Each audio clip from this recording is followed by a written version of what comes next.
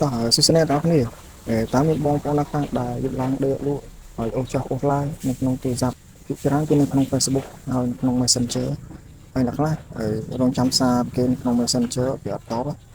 តោះឥឡូវខ្ញុំមានវិធីមួយដើម្បីបិទនៅពេលដែលយើងចូលក្នុង Messenger ឬក៏ Facebook ហ្នឹងបិទ online មិនឲ្យគេដឹងតោះទៅធ្វើដល់បងប្អូនអរគ្នាចូលក្នុង Facebook មកនេះខ្ញុំចាប់ដើមពី Facebook មុនហើយ Messenger គឺដូចគ្នាឥឡូវចូលក្នុង Facebook សិនមកបន្ទាប់មកខ្ញុំចុចកន្លែងត្រី3ខាងលើនេះរួចស្វែងរកពាក្យ Setting and Privacy តមកទៀតចុចកន្លែង Setting អូសចំក្រោម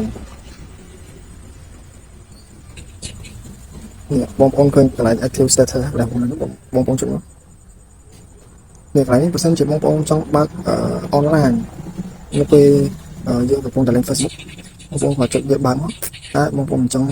បើក online អត់ទេដឹងទេបងប្អូនបិទវាមកហើយចុច off មកនោះចុច off ហើយសម្រាប់ Facebook តោះថយមកវិញមកទី2គឺ Messenger សម្រាប់ Messenger ក៏ដូចគ្នាដែរអត់បានទេចូលក្នុង Messenger មកតោះមកចុចកន្លែងស្នាត្រី3នៅកន្លែងមួយបន្ទាប់មកចុចកន្លែង Setting នេះកន្លែង Active Status កន្លែងនេះពេលធម្មតាយើងឃើញ on អញ្ចឹងចុចលើវាមកយើងទៅបិទវាដូចគ្នា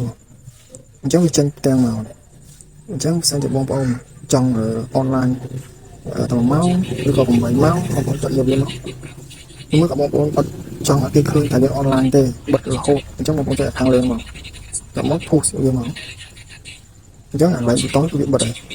អញ្ចឹងទៅពេលដែលបងប្អូនចុចបងចង់ online នៅក្នុង Messenger អញ្ចឹង